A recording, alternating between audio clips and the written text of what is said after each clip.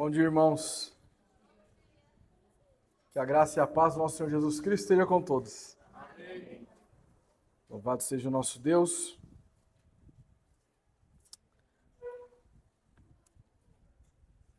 Vamos orar. Senhor nosso Deus, amado Pai, nós te louvamos, te adoramos, exaltamos e glorificamos o teu santo nome. Que o Senhor nos fortaleça nesta manhã para que possamos proclamar a tua palavra. Que o Senhor me use como instrumento de bênção para a vida dos meus irmãos. Que sejamos todos fortalecidos espiritualmente para que possamos compreender e aplicar tudo aquilo que for ministrado nesta manhã em nossas vidas. Nos perdoa pelos nossos pecados, pelas nossas falhas, pelos nossos erros. Que toda a honra e toda a glória seja direcionada ao Senhor. Em nome de Jesus. Amém. Meus irmãos, privilégio. Eu gosto sempre de enfatizar o privilégio de servir a Deus nessa igreja local, a igreja que eu tanto amo, com pessoas que eu tanto amo, e que juntos estamos caminhando para a eternidade. E que em breve chegará este momento em que nós estaremos todos reunidos em um único cântico, junto ao nosso Senhor Jesus Cristo, para todos sempre. Hoje nós vamos trabalhar Juízes, capítulo 11, dos versos 1 ao 28. É um texto longo, na qual eu vou trabalhar ponto a ponto. De vez eu ler todo o texto e depois mostrar quais são os pontos, nós vamos fazer numa sequência só devido à quantidade de versículos. Sobretudo, apesar de ser muitos versículos, talvez não seja tão grande este sermão assim, né? Talvez não seja umas 2 horas de exposições. Quem sabe, né? Não sei, vamos... Deixa Deus me usar, né? Queridos, o título do nosso sermão hoje, o Deus soberano que socorre seu povo e vindica sua verdade. O Deus soberano que socorre seu povo e vindica sua verdade. Nós estamos na série O Ciclo de Juízes e a Esperança do Rei Perfeito. E muitos de vocês, ainda quando eu estava fazendo a exposição lá de Ehud, os irmãos, e aí, como é que você vai falar de Jefité? E como é que é Jefité? O que você pensa a respeito de Jefité? Calma, povo de Deus. Há um tempo determinado para todas as coisas. E hoje, então, nós iniciaremos a primeira parte, tratando a respeito deste juiz que é um tanto controverso. E, na minha opinião, o mais polêmico de todos os juízes. Eu não vou me omitir de absolutamente nada, nós vamos trabalhar e expor o texto versículo por versículo até o final da história de Jefté.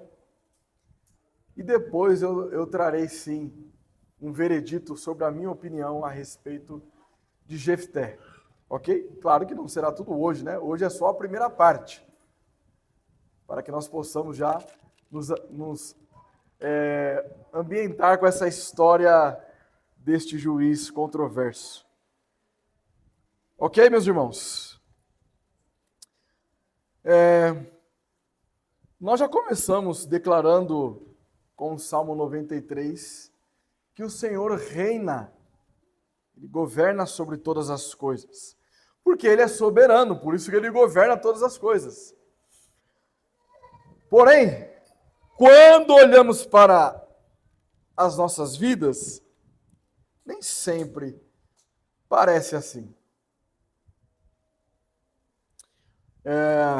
Eu gostaria de ilustrar isso. E nesse momento quero conversar com as crianças e com os papais também.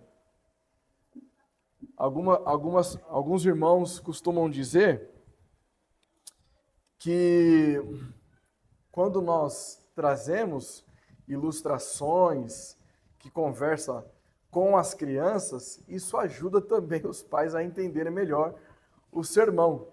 Então, por isso que ultimamente eu tenho feito um paralelo simultaneamente, conversando com as crianças e com os papais. Mas quero fazer uma pergunta aqui para as crianças. Quem aqui gosta de quebra-cabeça? Ó, até as crianças maiores. Sim.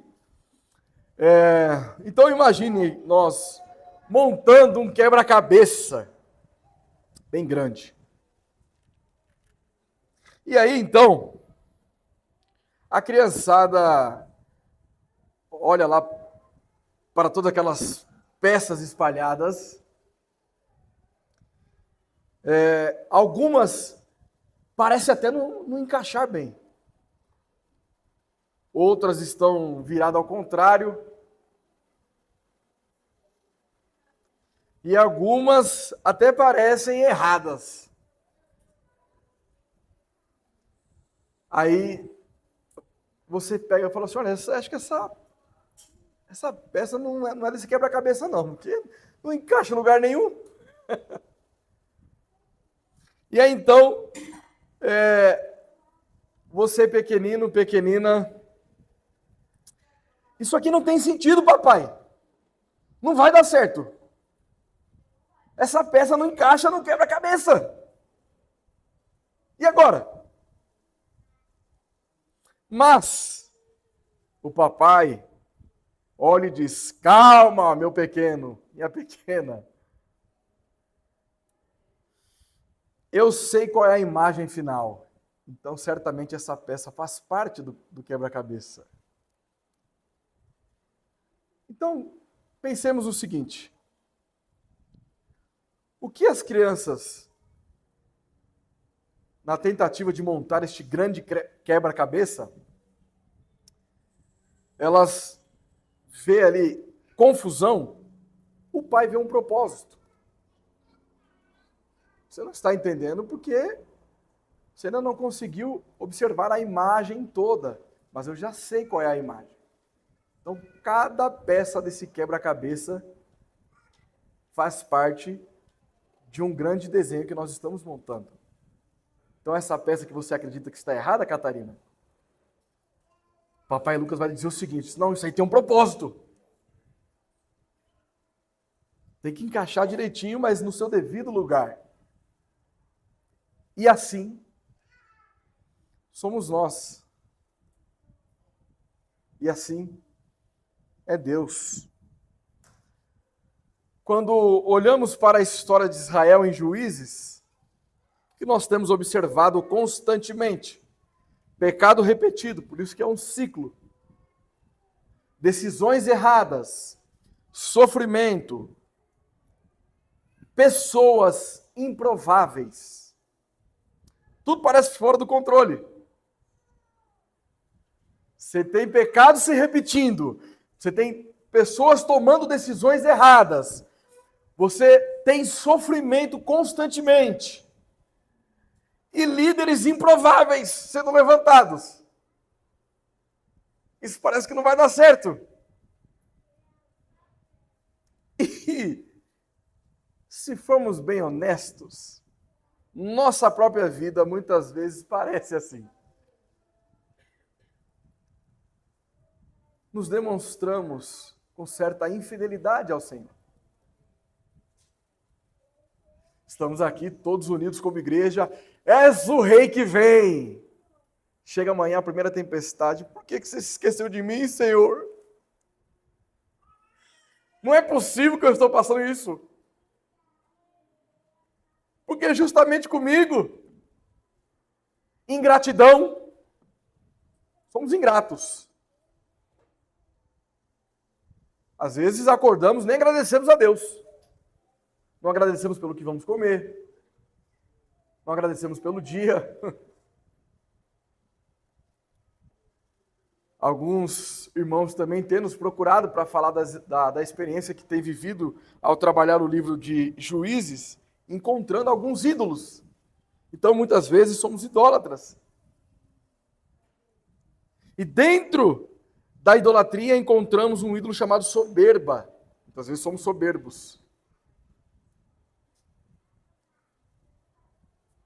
Exatamente aquilo que confessamos hoje.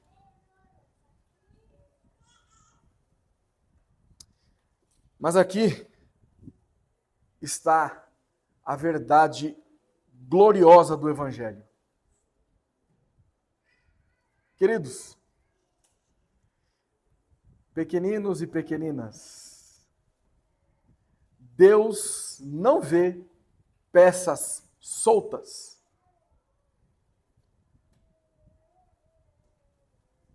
Deus vê o quadro completo. Ele não perde o controle, ele não se atrasa, ele não erra, ele reina.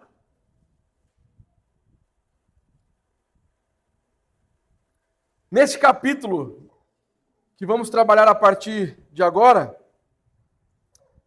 nós perceberemos algo impressionante.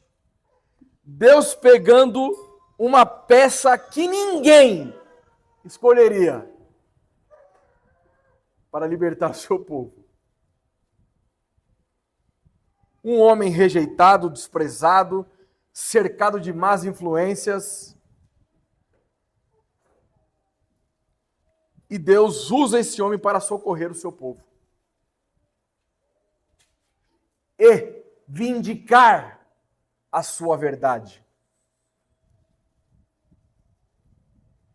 Então aprendemos que a salvação não vem da peça perfeita. Ela vem da mão perfeita que conduz todas as coisas. E essa mão é a mão de Deus. Muito importante se atentar a estes detalhes. Gravem bem essa frase. A salvação não vem da peça perfeita. Ela vem da mão perfeita que conduz todas as coisas. E essa mão é de Deus. Gravem isso, isso é muito importante para entender toda a história de Jefté. A nossa palavrinha-chave para os pequeninos: soberania redentiva. Para que os papais trabalham com a sua família, como que Deus age soberanamente nos salvando? Ele nos salvou na cruz e todos os dias Ele nos salva de nós mesmos.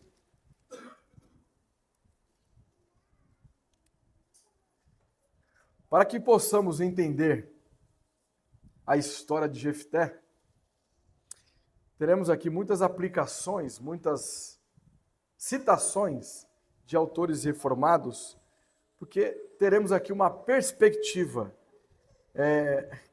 calvinista clássica, para entender melhor a história controvérsia de Jefté.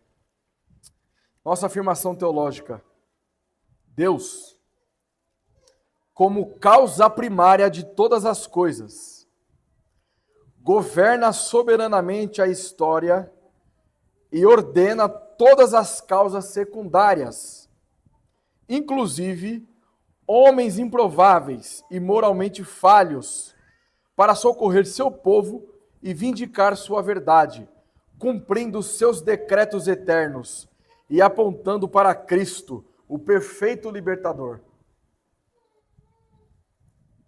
Vamos repetir porque ficou grande, né? Deus, como causa primária de todas as coisas, governa soberanamente a história e ordena todas as causas secundárias, inclusive homens improváveis e moralmente falhos, para socorrer seu povo e vindicar sua verdade, cumprindo seus decretos eternos e apontando para Cristo, o perfeito libertador. Ok? Vamos ao nosso primeiro ponto. Lembrando que o nosso título desta manhã, o Deus soberano que socorre seu povo e vindica sua verdade. Ok? Então vamos trabalhar ponto a ponto agora. Primeiro ponto, a soberania de Deus na providência que forma seus instrumentos. Versículos 1 ao 3. Era então Jefté, o gileadita, homem valente, porém, filho de uma prostituta. Gileade gerara Jefté. Também a mulher de Gileade lhe deu filhos, os quais, quando já grandes, expulsaram Jefté e lhe disseram: não herdarás em casa de nosso pai, porque és filho de outra mulher.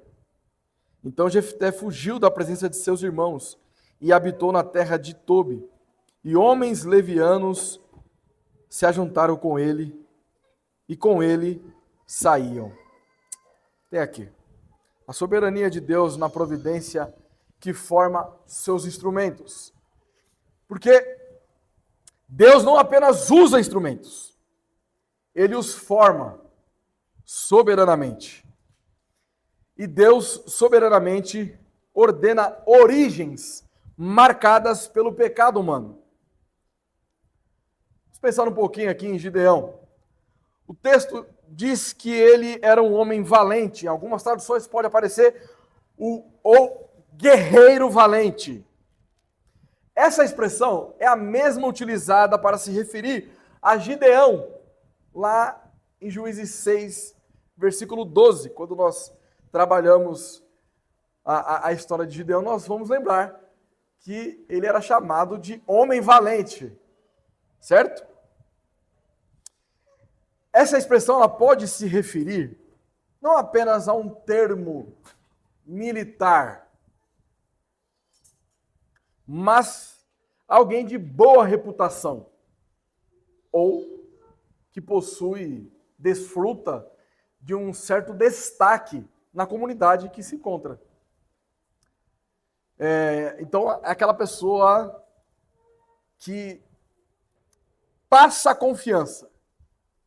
Mas, analisando a figura de Jefté, certamente ele não era essa pessoa de boa reputação ou que trazia certa confiança. Até porque ele foi expulso da sua família, né? Então, esse título de homem valente pode se referir mesmo por conquistas militares. Nós vamos entender um pouquinho mais sobre o que significa essas conquistas militares de Jefté. Então, o texto deixa muito claro quem ele é.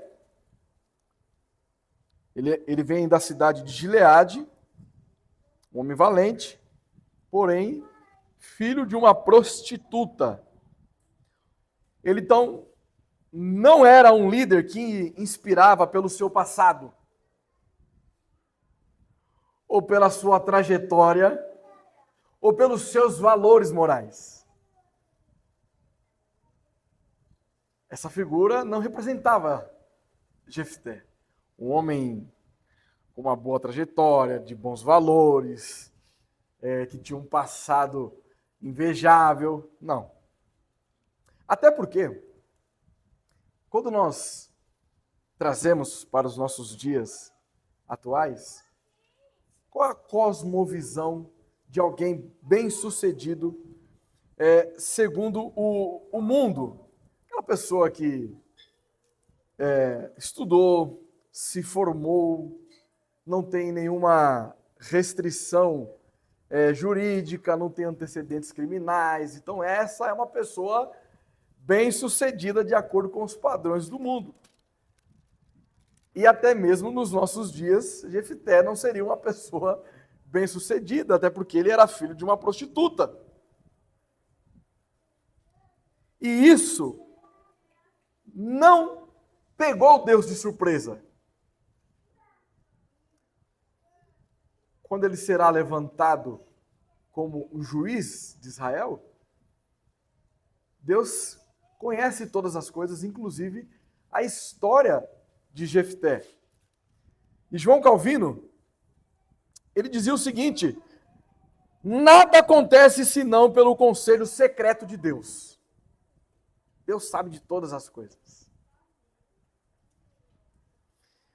Isso significa dizer que Deus, na situação de Jefté, está plenamente no controle.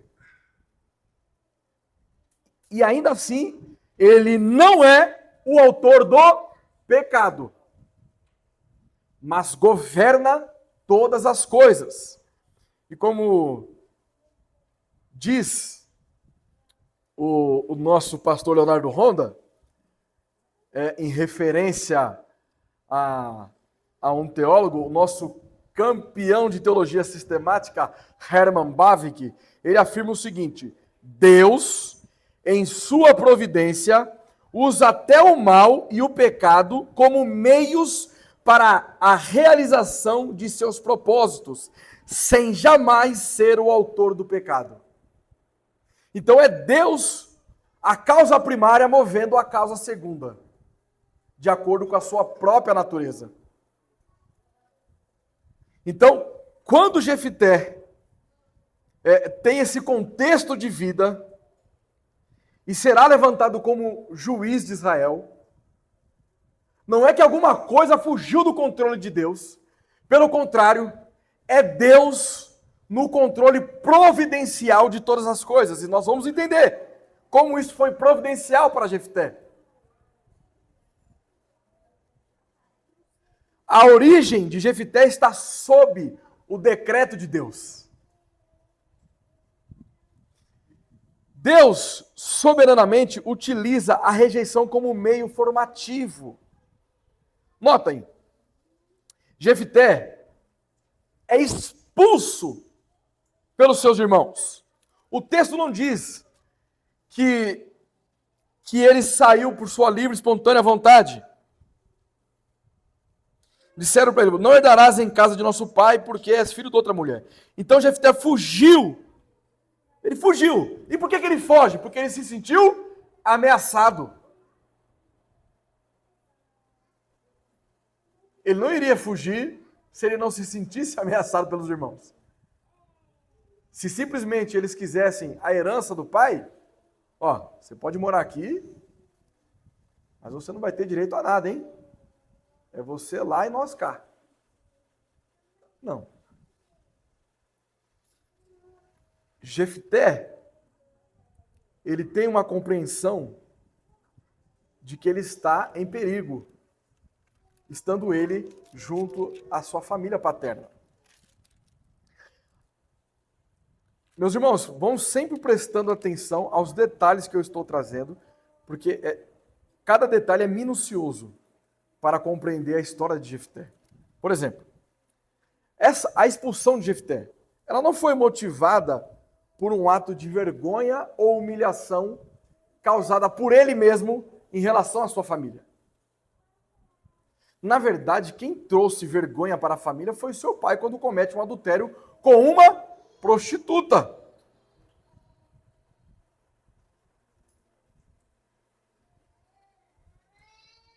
Havia, no relacionamento entre um adúltero e uma prostituta, quem é o inocente? O filho que nasce. Ele não teve culpa nenhuma. Agora, a poligamia e a prostituição no templo era um fator comum.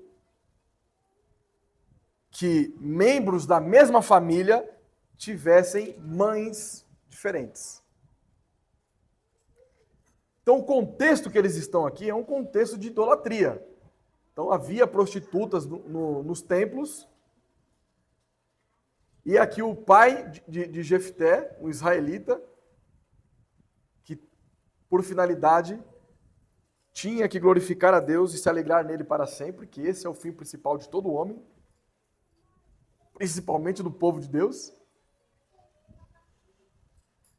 Ele, ao invés disso, ele está se relacionando com prostitutas em ato de idolatria a falsos deuses.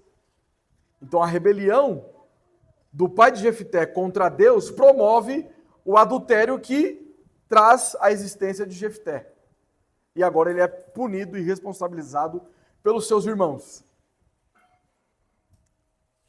A expulsão de Jefté, ela foi fomentada, incentivada pela questão da herança familiar. Então, é muito provável que Jefté cresceu em um ambiente hostil. Ele não era muito bem visto pelos seus irmãos. Agora, isso não é acaso. Na verdade, isso é providencial. Em todo esse contexto que eu estou descrevendo, dessa história até o presente momento, posso chamá-la de triste, né? A história de Jefté. Está dentro da providência de Deus.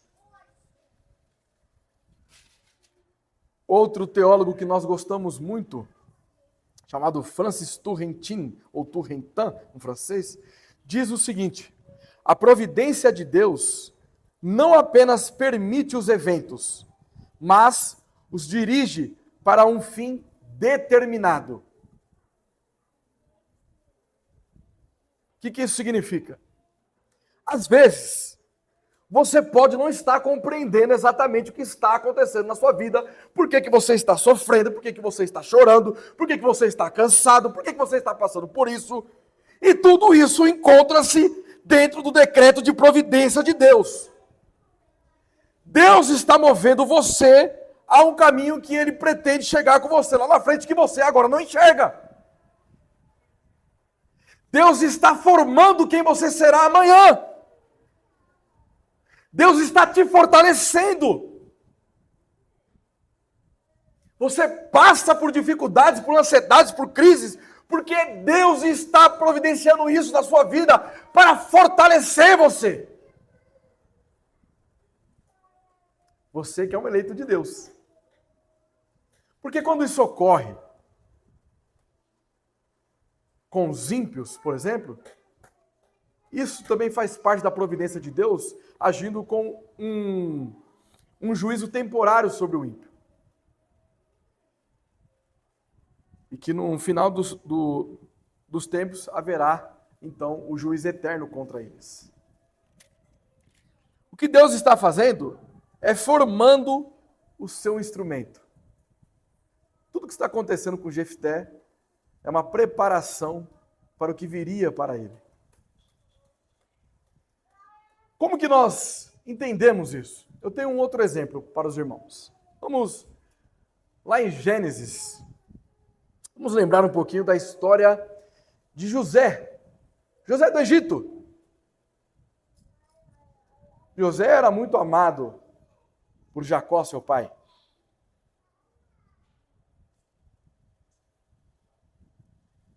E ele vai lá averiguar como é que estão seus irmãos. E os irmãos observam José chegando. Olha aquele metido lá. É hoje que ele vai ter o que merece.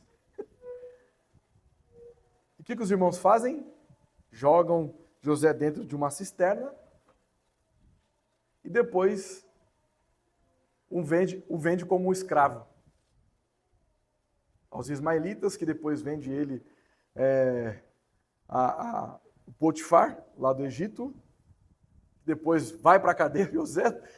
A juventude de José foi o tempo todo passando por luta.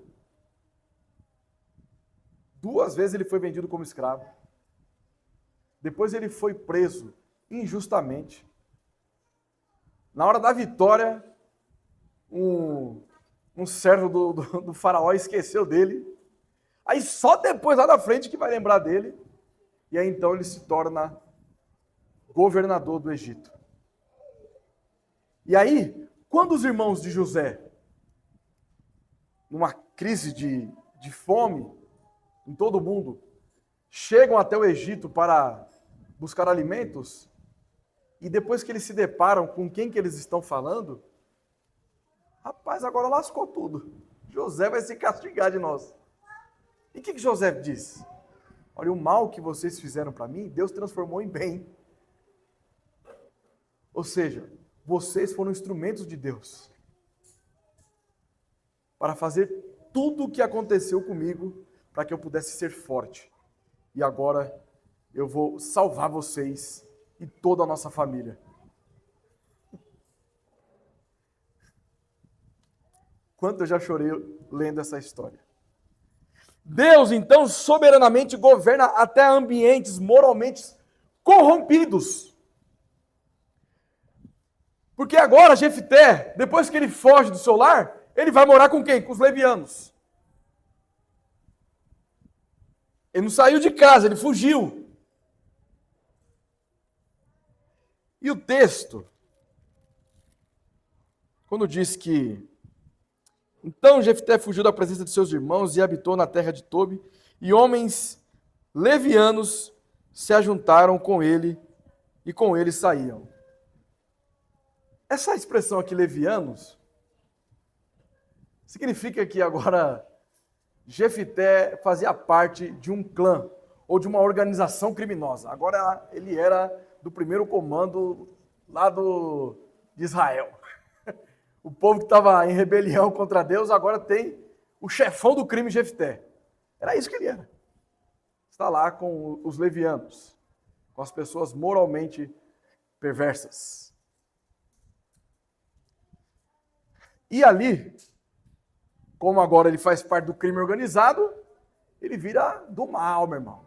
Jefté agora vai pro tudo ou nada agora. E ele se torna um homem de guerra. Uma outra semelhança aqui é que quando Davi é perseguido por Saul, ele também foge de Israel. E ele aprende táticas militares, entre outras coisas, em outros lugares, com outros povos, o que está fortalecendo ele para que lá no futuro ele pudesse ser o rei de Israel. E Jefté, numa situação distinta de Davi, que estava sendo perseguido por Saul, sendo injusto, né? Ele também foi injustiçado pelos seus irmãos, mas agora ele está como um criminoso e aprendendo táticas de guerra. Ele está agora invadindo locais, guerreando contra as pessoas e automaticamente crescendo nesse... Lembra que eu havia dito incursões militares? É nesse sentido aqui que eu estava dizendo. Ele começa agora a manusear armas, ele começa agora a liderar organizações criminosas. O rapaz estava parecendo o Beramar lá naquela época. E, novamente, o que Bavinck afirma? Nada no mundo acontece por acaso. Tudo é incluído no conselho e na vontade de Deus. E complementa François Torrentin, Deus é a causa primária de todas as coisas, enquanto as causas secundárias agem subordinamente sob ele. Ok? Tudo que está acontecendo com Jefté está dentro de um plano que havia sido decretado por Deus desde toda a eternidade. Vamos a algumas breves aplicações sobre esta primeira parte.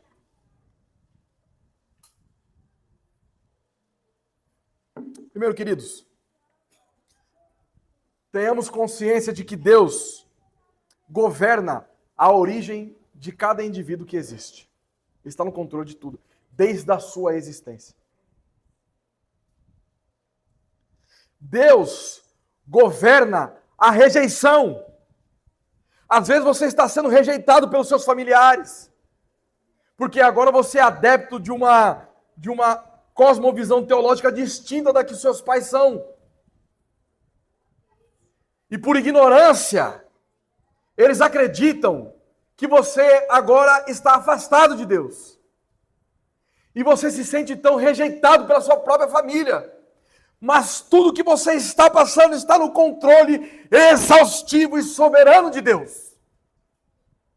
Às vezes você está sendo rejeitado no seu trabalho. Às vezes você está sendo rejeitado com seus amigos, com seus colegas. Você se sente isolado. Mas tudo que você está passando está no controle soberano de Deus. Deus governa também o ambiente. Às vezes o ambiente na sua empresa, no seu trabalho está hostil. E às vezes quem está causando essa hostilidade é um parente seu, mais próximo. Às vezes é um pai, às vezes é uma mãe, às vezes é um irmão. E você não consegue entender essas coisas. Por que eu estou passando por isso? E Deus está exatamente no controle dessa situação. Você não passa por nenhuma circunstância sem que você tenha algum aprendizado. No seu pior momento de crise, seja ela financeira, espiritual, qualquer coisa que você estiver passando, você está aprendendo algo para que você aplique lá na frente. Deus está formando quem você é, querido. Deus está abrindo seus olhos para mostrar para você alguém que você nem conhece. E esse alguém que você nem conhece é você. Você precisa amadurecer em alguns pontos da sua vida que você não sabe que você precisa amadurecer. Mas Deus sabe. Então você está passando por isso para que você seja amadurecido, fortalecido, firmado na rocha que é Cristo Jesus. Porque antes de Deus usar pecadores, primeiro Ele forma caráter. Ele transforma quem somos. Ele muda de dentro para fora. Você acha que você se conhece. As pessoas acham que conhecem você. Mas na verdade, quem te conhece é Deus. Ele está no controle.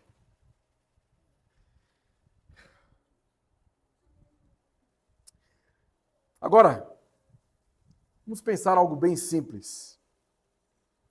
Um menino vê um pedaço de ferro enferrujado no chão. Torto, sujo, sem valor. E ele pensa, isso não serve para nada, o que eu vou fazer com um pedaço de ferro velho? Mas, quando um ferreiro olha para aquele mesmo pedaço de ferro, ele vê outra coisa. Ele pega o ferro, leva para o fogo, bate, molda, trabalha naquele ferro e depois de um tempo aquilo se torna uma espada útil.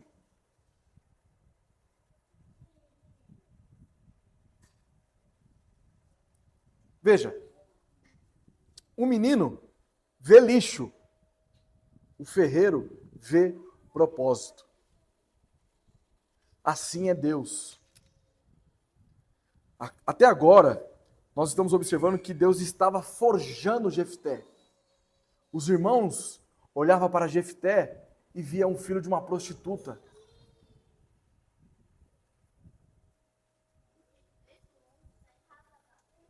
Quem está observando Jefté neste momento, agora ele é um vadio. Ele é um leviano. Ele é um criminoso. Então, compreensões que as pessoas têm a seu respeito não significa absolutamente nada.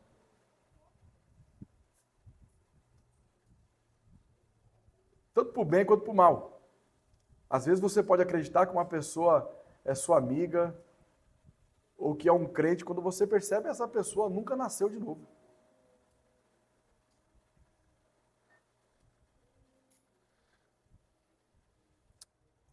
Deus forjava Jefté na rejeição, na dor, no ambiente difícil que ele cresceu. Mas agora, queridos, no nosso próximo ponto, nós veremos algo glorioso. O mesmo Deus que forma no secreto é o Deus que levanta publicamente. E é exatamente isso que acontece aqui agora. Aquele que foi rejeitado, agora é chamado. Aquele que foi expulso, agora é necessário. Porque Deus não apenas forma instrumentos, Ele soberanamente os exalta para socorrer seu povo. Segundo ponto, a soberania de Deus na providência que socorre seu povo, exaltando o rejeitado. A soberania de Deus na providência que socorre seu povo, exaltando o rejeitado. Dos versículos 4 ao 11. Vamos lá.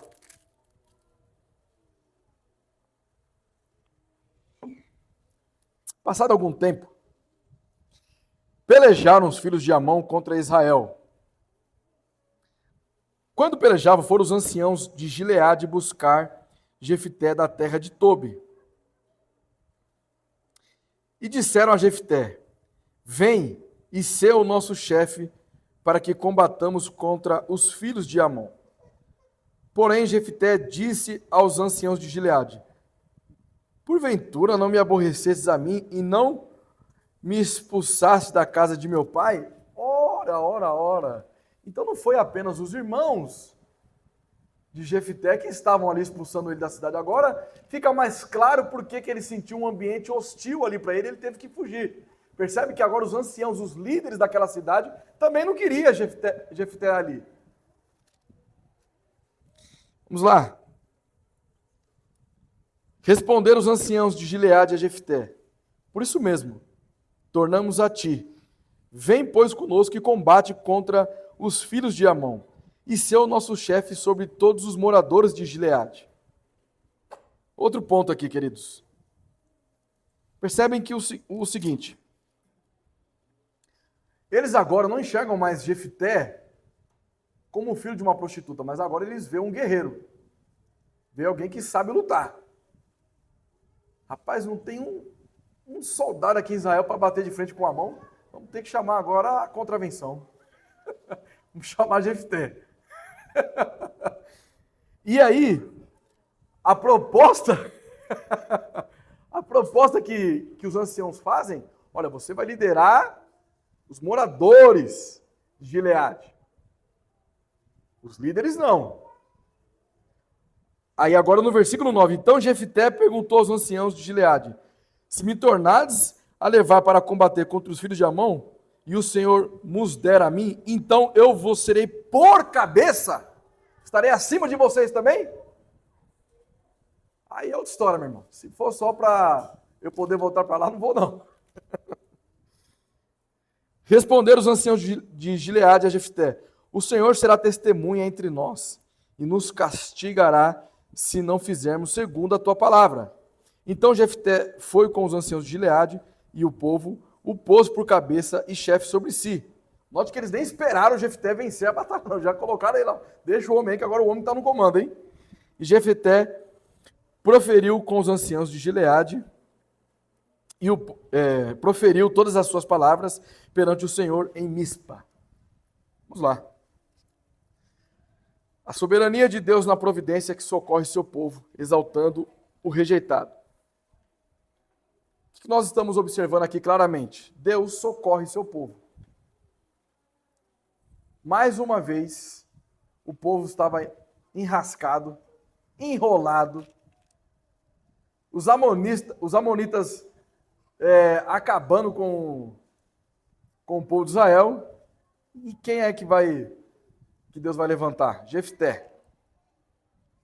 Deus, soberanamente, ordena a aflição como instrumento de retorno. Israel sofre diante dos amonitas e Deus, ao mesmo tempo, está agindo. Porque a própria dor é governada. Porque quando nós afirmamos que Deus está no controle de tudo, ou Deus governa soberanamente sobre tudo, é literalmente tudo. Tudo que você puder pensar e que você não consegue pensar, Deus está no controle de tudo. Tudo. Nada foge do controle de Deus. Há uma estimativa de que nós temos entre 6 a 8 bilhões de pessoas no mundo. Se todas essas pessoas começarem a falar com Deus agora, Deus simultaneamente entende perfeitamente cada uma, sem fazer confusão nenhuma. Quando a Tamir está falando comigo lá em casa, o Luquinha chorando de um lado, o Levi chorando do outro, já não entendo mais nada. Você vai fazer o que eu te falei para você fazer, André? E eu olhando para ela, o que foi mesmo? Deus não. Ele está no controle de todas as coisas.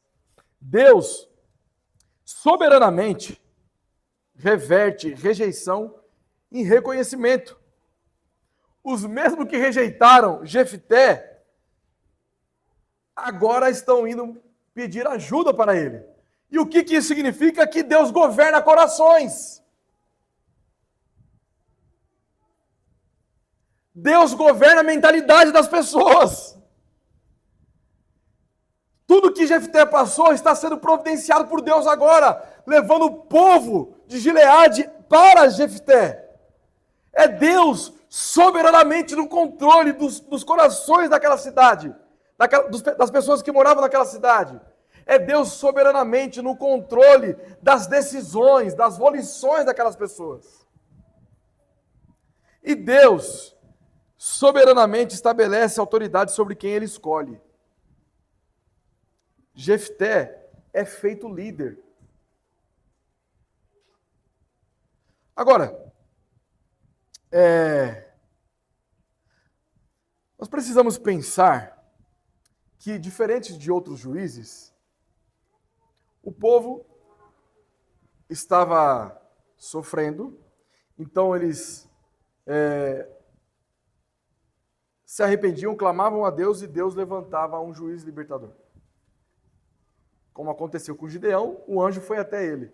Mas nesse caso aqui, Deus, no controle de todas as coisas, levou o povo para Jefté. A circunstância de tudo aquilo que ele havia passado na sua vida fez com que ele crescesse de uma forma superior às pessoas de Gileade como um verdadeiro militar. Alguém que sabia lutar, que sabia se proteger. Porque nós percebemos que no texto está dizendo que Amon estava pelejando contra Gileade. Mas nós não estamos observando aqui Amon indo contra Jefté, enquanto leviano. Então, e por que não ia? Porque Jefté sabia se defender, meu irmão. Ali ia ser diferente, o buraco era mais embaixo que o Jefté, entendeu? Por isso que agora eles recorrem a Jefté. Por quê? A exaltação vem de Deus também. É Deus quem levanta pessoas para determinadas tarefas. Aqui na nossa EBD pela manhã, o pastor Leonardo chegou a mencionar, ainda que brevemente, sobre tipologia, né? O que significa tipologia? Um tipo é algo que aponta para um antítipo. Então, como Davi era um tipo de Cristo que apontava para Cristo, que é o soberano rei. Davi era um rei, ele era um tipo. A vida de Davi apontava para uma realidade superior a ele, o rei perfeito, Jesus Cristo. O cordeiro era sacrificado na antiga aliança. Cristo, esse cordeiro apontava para uma realidade superior, o cordeiro que tira o pecado do mundo, como João Batista mencionava. Eis o Cordeiro de Deus, que tira o pecado do mundo. Então, vamos observar aqui, porque cada juiz, ele tem por finalidade apontar para Cristo. Por isso que a nossa série, o ciclo de juízes, tem esse título, o ciclo de juízes é a esperança do rei perfeito. O que nós estamos observando aqui são líderes imperfeitos que apontam para uma realidade superior. Alguém perfeito, um rei que é capaz de julgar como nenhum outro juiz conseguiria julgar. Certo? Então, eu gostaria de trazer aqui uma tipologia cristológica entre Jefté e Jesus Cristo. Porque Jefté ele foi rejeitado pelos seus irmãos, assim como Cristo também foi rejeitado pelos seus irmãos. E não somente pelos seus familiares, mas também pelos judeus, porque o texto diz que ele veio para os seus, mas os seus o rejeitaram. Jefté foi levantado como juiz de Israel. Cristo foi exaltado como rei de toda a terra. Mas Jefté era um juiz imperfeito, enquanto Cristo é o rei perfeito. Ok? Eu gostaria de trazer aqui uma citação do saudoso teólogo Tim Keller. Ele dizia o seguinte a respeito de Jefté: é fácil notar a semelhança entre a conversa dos israelitas com Deus em Juízes 10, versículos 10 ao 16, e com Jefté aqui.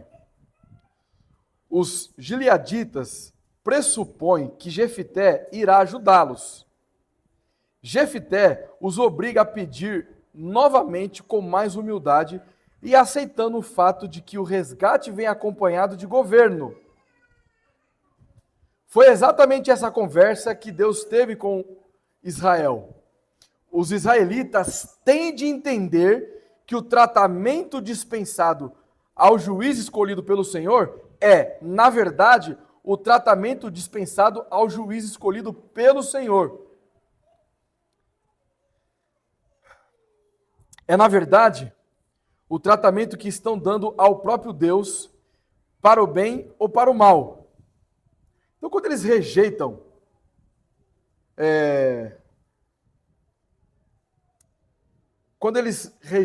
Jefté, seus irmãos, depois eles precisam retornar a Jefté para pedir socorro. Deus está mostrando para eles assim que ele sempre esteve no controle e que Jefté era o homem que seria levantado. Então, quando eles estão rejeitando Jefté, eles estão rejeitando o próprio Deus ali. E ele segue dizendo o seguinte: os líderes escolhidos por Deus são tipos que apontam para o rei que julga, ou seja, o juiz mais importante, o Senhor Jesus. O tratamento que dispensamos a Jesus é, na verdade, o tratamento que dispensamos a Deus. Ninguém pode respeitar o Senhor Deus ou arrepender-se de verdade sem reconhecer o governo de Cristo. Essa é a frase do Tim Keller. Queridos, Deus não apenas socorre, Ele também vindica a sua verdade. Ok? A soberania de Deus na providência que vindica a sua verdade por meio do seu instrumento. Este é o nosso terceiro e último ponto. A soberania de Deus na providência que vindica a sua verdade por meio do seu instrumento. E nós vamos agora do versículo 12 ao 28. Vamos lá. Enviou Jefté mensageiros ao rei dos filhos de Amon, dizendo: que há entre mim e ti, que viesses a mim a pelejar contra a minha terra? Olha como que Jefté já está agora. Agora é minha terra, meu irmão. Agora você não está mais pelejando contra os gileaditas, não. Agora é comigo também a parada, hein? Respondeu o rei dos filhos de Amon aos mensageiros de Jefté: é porque, subindo Israel do Egito, me tomou a terra desde Arnon até Jaboque, e ainda até ao Jordão. Restituí-ma agora pacificamente. Porém, Jefté tornou a enviar mensageiros ao rei dos filhos de Amon, dizendo-lhe: assim diz Jefté, Israel não tomou nem a terra dos Moabitas, nem a terra dos filhos de Amon. Porque, subindo Israel do Egito, andou pelo deserto até o mar Vermelho e chegou a Cádiz. Então Israel enviou mensageiros ao rei dos Edomitas, dizendo: rogo-te que me deixes passar pela tua terra. Porém, o rei dos Edomitas não lhe deu ouvidos. A mesma coisa mandou Israel pedir ao rei dos Moabitas, o qual também não lhe quis atender, e assim Israel ficou em Cádiz Note que agora está estreito aqui para Israel. Ninguém queria deixar Israel passar, ficar sossegado. Todo mundo queria ir contra Israel. Depois andou pelo deserto e rodeou a terra dos Edomitas e a terra dos Moabitas. E chegou ao oriente da terra destes e se acampou além de Arnon. Por isso não entrou no território dos Moabitas, porque Arnon é o limite deles. Mas Israel enviou mensageiros a Seom, rei dos amorreus, rei de Esbom, e disse-lhe: deixa-nos, peço-te passar pela tua terra até o meu lugar. Porém, Seom, não confiando em Israel, recusou deixá-lo passar pelo seu território. Pelo contrário, ajuntou todo o seu povo e se acampou em Jaza e pelejou contra Israel. O que eles estão fazendo aqui, meus irmãos? Esse monte de exércitos aqui, impedindo que Israel passe, né? Eles estão querendo suprimir, sufocar Israel. Eles estão querendo cercar ali Israel para que Israel morra ali mesmo. Eles queriam a extinção mesmo de Israel. O Senhor Deus de Israel entregou Seom e todo o seu povo nas mãos de Israel, que os feriu. E Israel desapossou os amorreus da terra que habitavam. Tomou posse de todo o território dos amorreus, desde Arnon até Jaboque, e desde o deserto até o Jordão. Assim o Senhor Deus de Israel desapossou os amorreus ante o seu povo de Israel. E pretendes tu ser dono desta terra? Foi Deus que nos deu e agora você quer ser dono, né? Tu é doido? Não é certo que aquilo que Quemos, teu Deus, te dá, consideras como tua possessão? Assim possuiremos nós o território de todos quanto o Senhor, nosso Deus, expulsou diante de nós. Note que aqui Jefté ainda está um pouco confuso, porque ele faz uma comparação aqui com Quemos, que é um falso Deus, com o Deus de Israel. És tu melhor do que o filho de Zippor? Balaque, rei dos Moabitas? Porventura contendeu este em algum tempo com Israel ou pelejou alguma vez contra ele?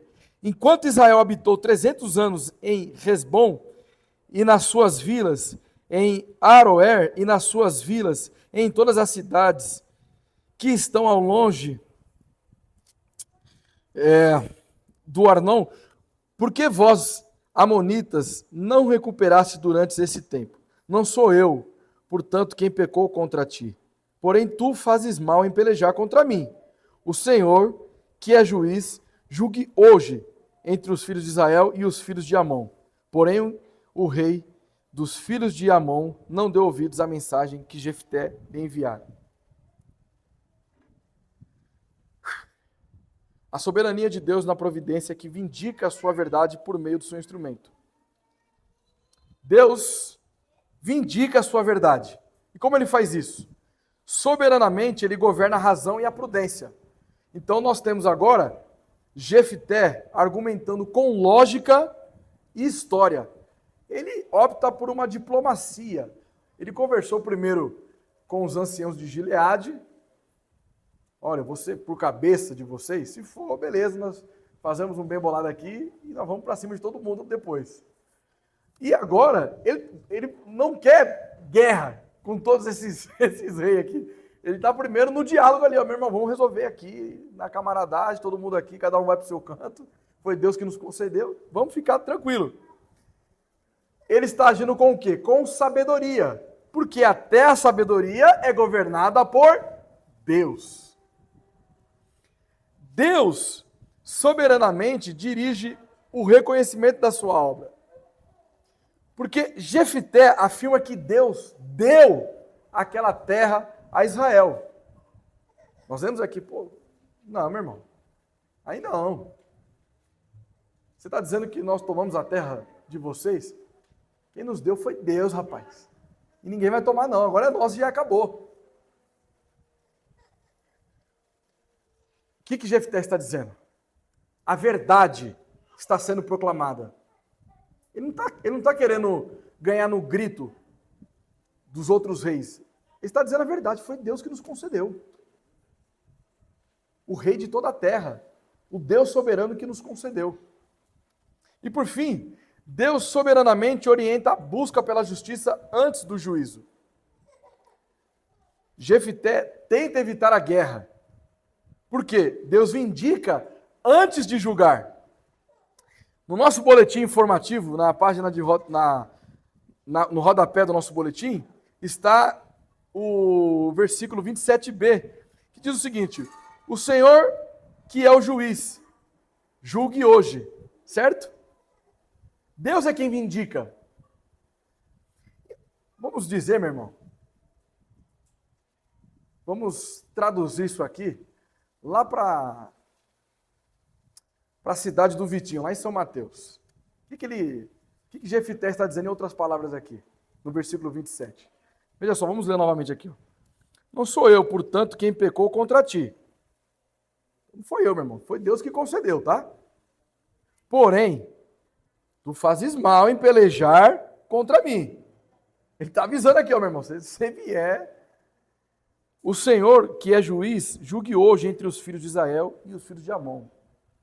Está dizendo, meu irmão, é o seguinte, eu estou conversando com você na boa, mas se você continuar, a chinela vai cantar mesmo, meu irmão. Então, você sai da minha frente aí, senão Deus vai julgar vocês hoje e acabou, não tem, é pouca ideia. Jefté, ele está trazendo o que nenhum ancião de Gileade foi capaz de trazer.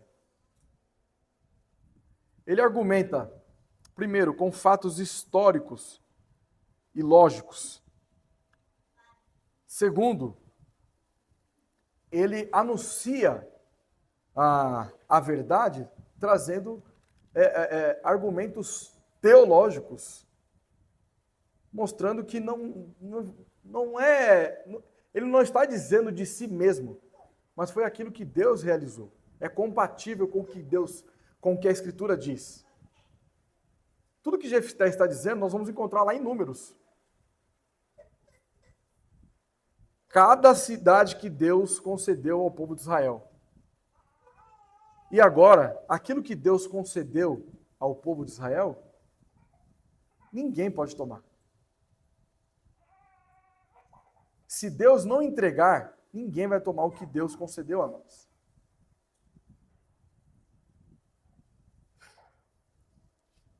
Vamos observar o paralelo entre Jefté e Cristo. Porque, primeiro, Jefté foi acusado injustamente. Ele responde com a verdade e ele oferece paz. Cristo, ele foi acusado injustamente. As pessoas achavam que ele era um essênio, achavam que Jesus era um falso mestre, achavam que ele estava ensinando outra coisa que não as Escrituras Sagradas. E o tempo todo Jesus Cristo responde às suas acusações com a verdade. Porque nós não precisamos, em nenhuma hipótese, recorrer à mentira quando precisamos esclarecer alguma coisa a alguém.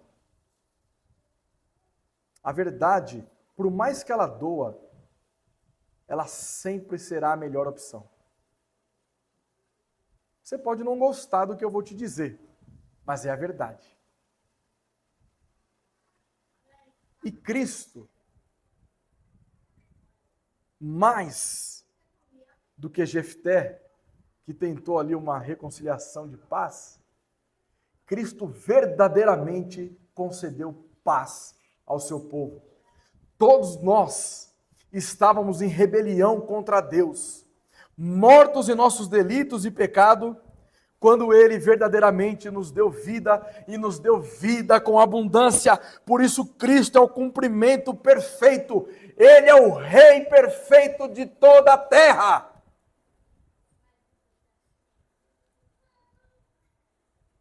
Cristo, portanto, Ele é o centro de nossas vidas, enquanto Jefté é uma sombra pálida de quem seria o verdadeiro e supremo rei, aquele que é capaz de julgar todas as coisas de maneira justa e perfeita. Cristo é a realidade. Ele foi rejeitado pelos seus, associado a pecadores, mas ele foi exaltado por Deus. Diferente de Jefté, Cristo não tinha culpa. Cristo, ele salva perfeitamente. O que Cristo realizou não foi algo provisório, mas é algo permanente, é pleno, é perfeito. Por isso, todos nós, todos vocês que estão aqui me ouvindo, que vão me ouvir, que tenham a certeza da sua salvação, saibam que nós estamos reconciliados com Deus por causa da obra vicária de Cristo.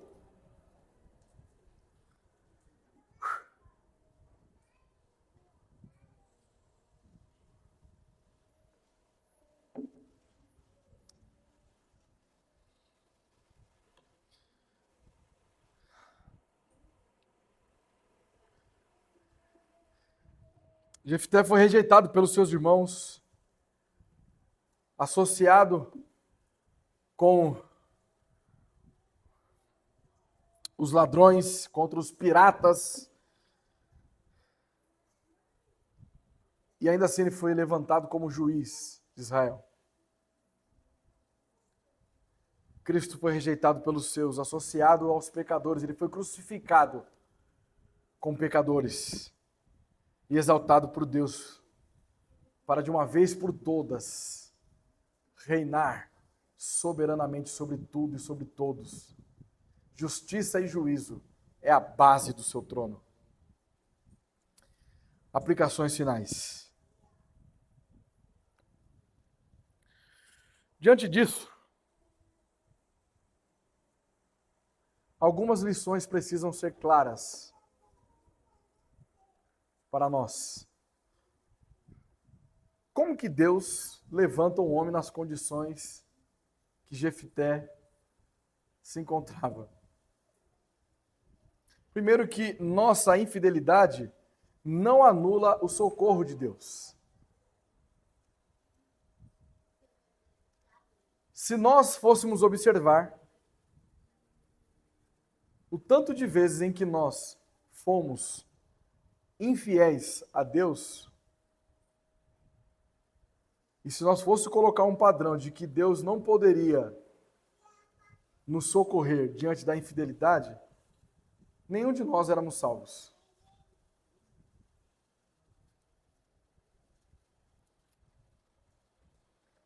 Porque a nossa ingratidão não impede a graça abundante de Deus. Nós não estamos em um pacto de obra. Nós estamos aliançados de modo incondicional com Cristo, que não depende daquilo que você faz, mas depende daquilo que Ele fez por você. Por isso que a nossa idolatria não frustra os planos de Deus. Pelo contrário, Ele sempre nos chama ao arrependimento. Nossa soberba não tira Deus do trono.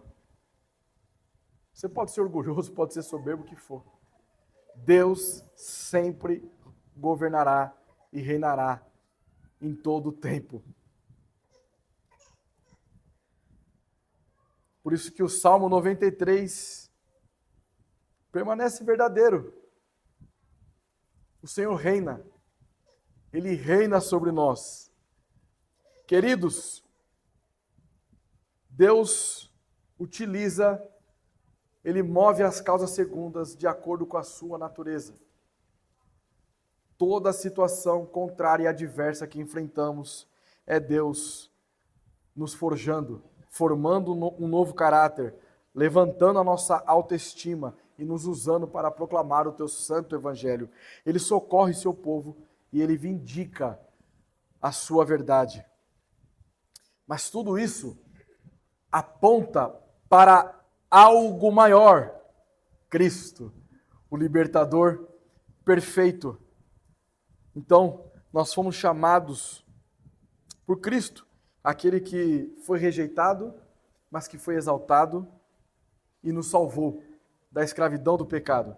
Por isso que nós temos a certeza de que podemos confessar os nossos pecados, assim como o nosso irmão Vitinho fez a oração de confissão de pecados aqui, antecedendo ao sermão. Nós podemos ter a certeza de promessa de restauração, conforme Jeremias 3:22. E tudo aquilo que nós aprendemos nesta manhã, com a história de Jefté, parcialmente, nós podemos ter a certeza de que Deus cumpre isso. E Ele cumpre as coisas em nossas vidas, porque houve um dia que o Senhor Jesus se fez maldição por nós. Eis um dia que Ele deu a sua vida pelos seus. Houve um dia que Ele padeceu. Houve um dia que uma lança o perfurou e água e sangue se misturaram. E Ele fez tudo isso por amor à tua igreja, por amor ao teu povo. Ele vindica a sua verdade por meio da tua palavra e nós aplicamos a palavra de Deus em nossas vidas. Amém e amém.